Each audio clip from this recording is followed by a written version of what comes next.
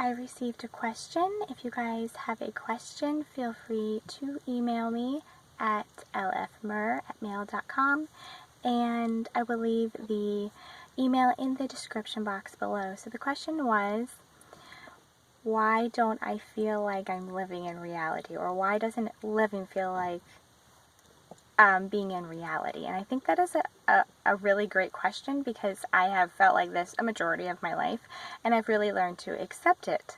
So basically, my opinion is two different answers. So basically, you don't feel like you're living in reality, or living doesn't feel like a reality, is because you have two or more opposing views or parts of yourself that don't agree with each other. So you're putting all of this energy and try to side with one or the other, and that completely takes a lot of energy. So I'm going to give an example of a fractured part. And usually this happens with trauma. So trauma basically happens where an event is too painful for a person to cope with.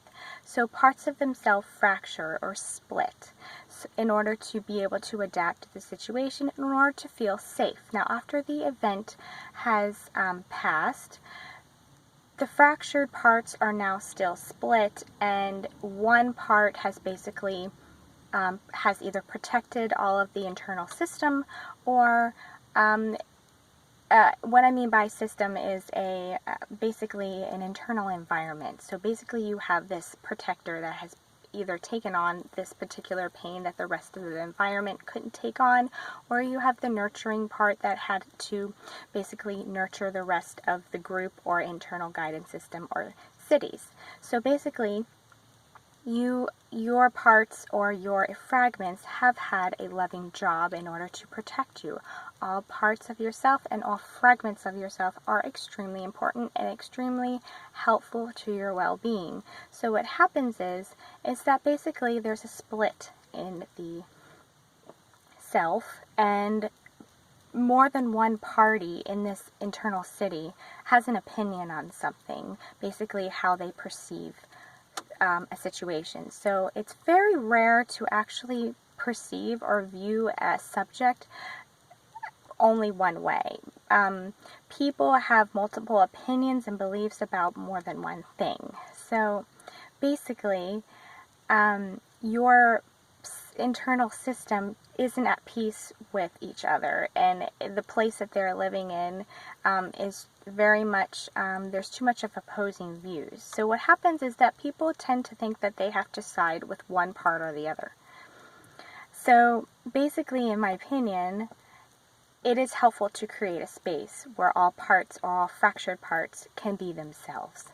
So this will greatly, in my opinion, this has greatly helped the ability to really feel like you're very present in the moment, because you're not going to have so much energy being put into siding with one fractured part or the other, and just let them be as they are.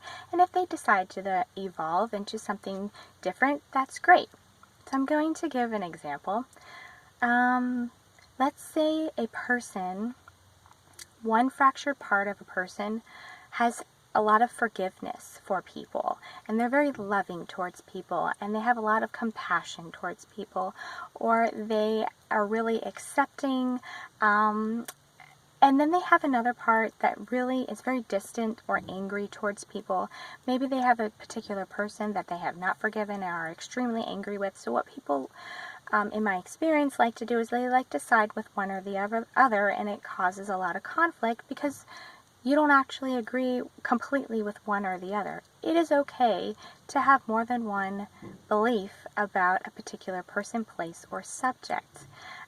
This is what makes people really interesting and beautiful, is because people really are a mosaic. So to create a safe place and a place of peace where all fractured parts can be themselves, I think is really helpful to help to be in the present moment. My second opinion on the matter is basically people don't feel like they're in reality, or living doesn't feel like a reality. It's because they're stepping into their higher selves. So basically, if you have studied philosophy at all, reality and how people perceive reality is completely, it's like an ongoing subject. Like there's like a bunch of different views on what reality actually is.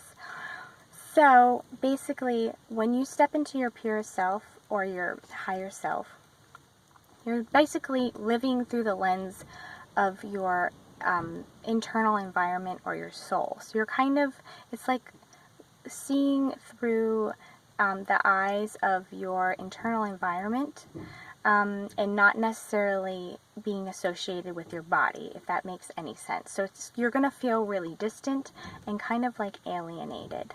So it's kind of like seeing reality as a movie going by, and you're kind of watching it instead of feel like you're being actually present with it. So when you step into your higher self, you're actually seeing things the way that they are, and not having such a you're not really as emotionally invested in the present moment, if this makes any sense. You're more looking at it as a very non-judgmental way, and you're not feeling like you are being physically in this particular moment. It's more of looking through an emotional base, or kind of a purity, whereas people that feel that they're always in the present moment are very unaware of their awareness. So basically what's happening is you're stepping into your another form of awareness. So a lot of people that I have talked to have claimed that when this happens, they are able to assess other people and their emotional states. So if you walk into maybe a room and there's a bunch of people, you are more likely to be able to tell what kind of person someone is when you step into a room, or you're better able to kind of intuitively know what a person is struggling with, or what it is maybe that they're reading, something like that. So it's basically seeing your reality as more of an objective instead of an opinion.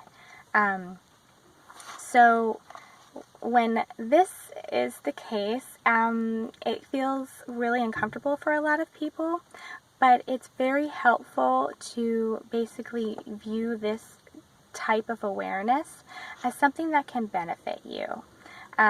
Because there are people that feel the exact same way as you do, and I feel like when you step into your higher self or your purest self, you're kind of letting go of the things that you once were very much holding on to.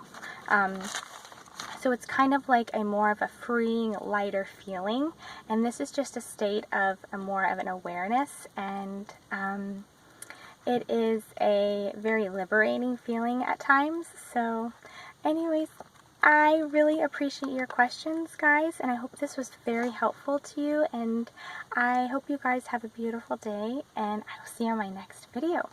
Bye.